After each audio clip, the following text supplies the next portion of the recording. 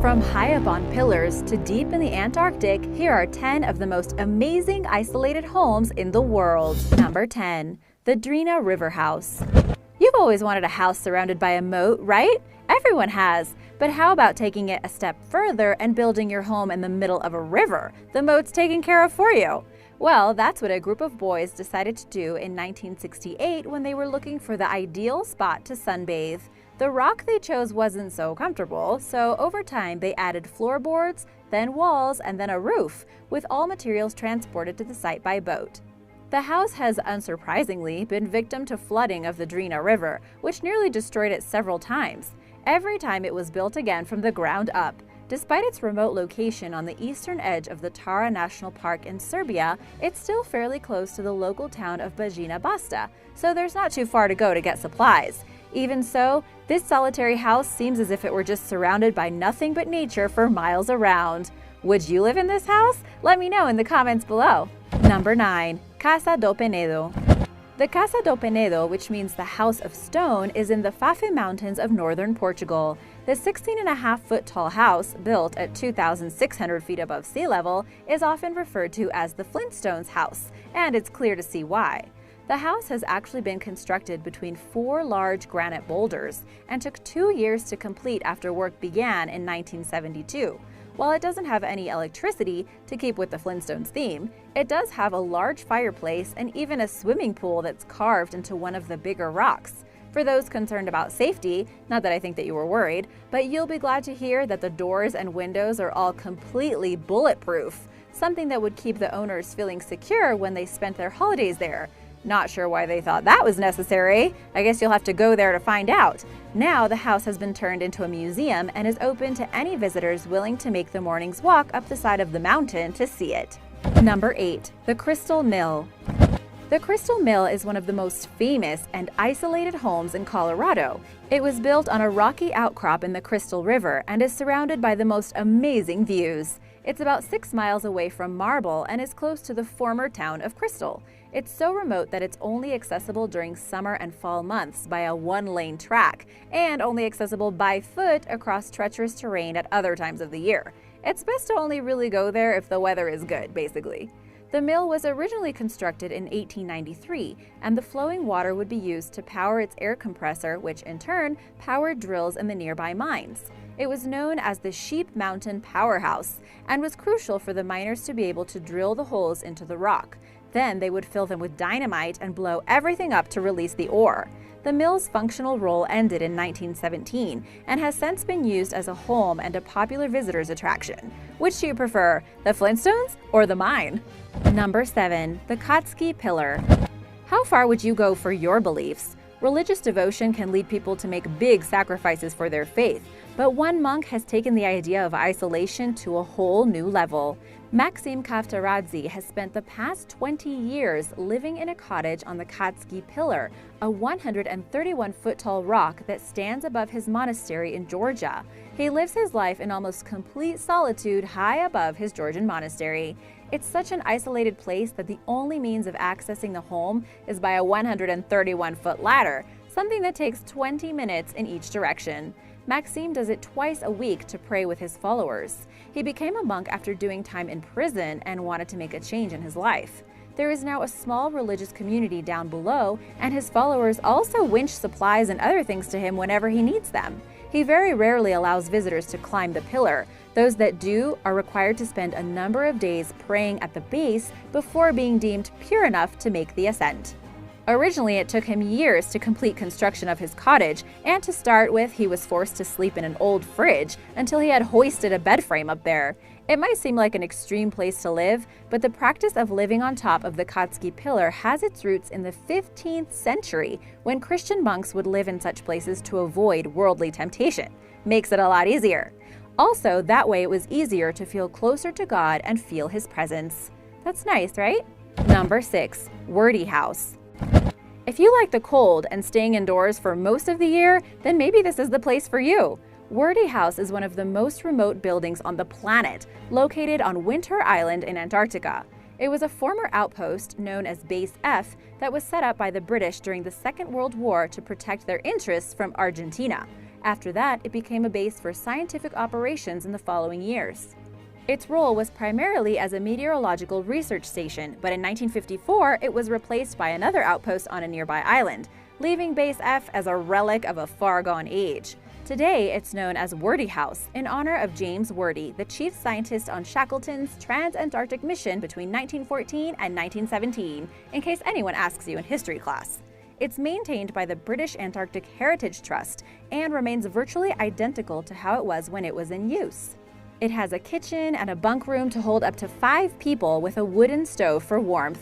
The bookcases along the walls are full of books and board games, a telling sign that there wasn't much to do here over the winter months when it would snow for days on end. You can just probably imagine. You can actually go visit and stay at the house today, and it offers a unique opportunity to see how people used to live. The kitchen still has cans of coffee and potatoes, the old radio equipment is still the pride of the place, and the instructions for the rudimentary fire prevention methods are still pinned up on the wall by the entrance. If you need an escape from the world, this is it. Number 5. Long Studio. The Long Studio on Fogo Island in Newfoundland, Canada, was built to give artists a secluded space to work. The modern structure has been built on a series of stilts to raise it above the ground, which makes it feel as if it's hovering over the landscape. It's made from traditional materials from the region, such as the rough-sawn pine used on the exterior and whitewashed spruce inside, and it's split into 3 parts: the entrance porch, a courtyard, and a studio or living space. It was inspired by the local fishermen's houses. It's a completely self-sustaining building with power provided from solar panels and its own waste treatment facilities. Designed by Norwegian architects Saunders Architecture, the Long Studio is actually a proof of concept design that they are planning to replicate in other sites across Canada as well. It's a special way to breathe new life onto the island. Number 4. The Solvay Hut. Located on the northeastern ridge of the Matterhorn mountain in Switzerland, the Solvay Hut is the highest mountain hut owned by the Swiss Alpine Club, at 13,133 feet above sea level. The club has a number of huts in the mountains which provide shelter and food to anyone who needs it, but the Solvay Hut is by far the most remote and is intended for use in emergencies only. It was originally built in 1915 when the materials were carried most of the distance by animals, and then a temporary cable car was constructed solely to help with moving the larger pieces on the final stretch. It was fully rebuilt in 1966, but was only fitted with an emergency telephone as late as 1976. This hut really is on the top of the world and is only 1,500 feet from the summit of the Matterhorn. Its precarious position on a ledge offers spectacular views across the mountain range, and it's a favorite spot for climbers to take a well-earned break before completing their trip. Number 3. Elliday Island.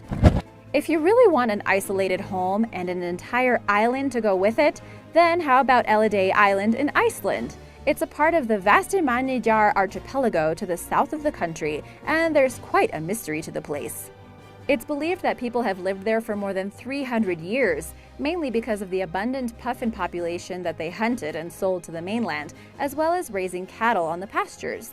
In such an isolated place, though, it became impractical to keep living like this, so by the 1930s, the island had been completely abandoned. They went on to find, however, that there was nowhere quite like this to find puffins, so a lodge was built on the island so they would have somewhere to stay when they returned on a trip. Since then, there have been intermittent residents in the one structure that remains there. Good for humans, not so good for the puffins. You are surrounded by natural wildlife and complete solitude.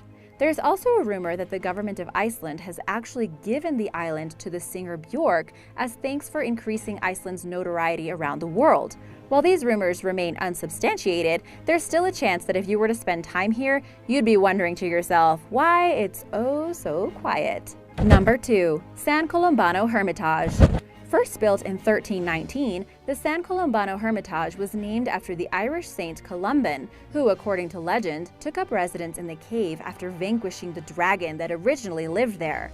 A small church was then built at the entrance to one of the small caves to provide accommodation for pilgrims and monks. As you can see, it's quite high up on the rock face and is accessible by 102 steps that have been cut into the rock and lead to a path across the gorge of the River Lino beneath. The Hermitage was in constant use until 1782 and then was looked after by the local people who lived in the valley. More recently, in 1996, the local authorities conducted extensive restoration work to bring back the original beauty of the place. including frescoes that depict St. Columban battling the dragon, an image of paradise, and the main altar, which features a 15th century Madonna surrounded by saints. Number 1. Just Room Enough Island. Just Room Enough Island is, as the name would suggest, a small piece of land or a tiny piece of land that is just room enough for a house, and barely anything else. It's one of the almost 2,000 islands of the Thousand Islands chain on the New York side of the St. Lawrence River, and is the location of one of the most famous isolated homes in the region. The island was bought by the Sizeland family in the 1950s, who were looking for a private holiday retreat. They built their house with the walls as far to the edge of the land as possible and placed a bench on the front next to the tree, and that's all the space they had. The house has its own generator, and because it's not connected to the mainland, it is still used today as a retreat. I don't know about you, but being that close to the water makes me kind of nervous. While the original intent was for the family to have peace and isolation, the peculiar home soon attracted the attention of sightseers and tourists who wanted to see it for themselves, and they made the river a lot busier than it had been before. It feels more like a houseboat than a house on an island, so much for the peaceful moat idea, and many have questioned whether it even counts as an island in the first place. It could just be considered a house on a rock. So different areas have different classifications for what constitutes an island, and here an island is defined as a piece of land that is larger than 1 square foot, is permanently above water level, and sustains at least 1 tree. By those metrics, Just Room Enough Island is definitely an island, but if the owners decide to build a floating garage extension, it'll surely be up for debate.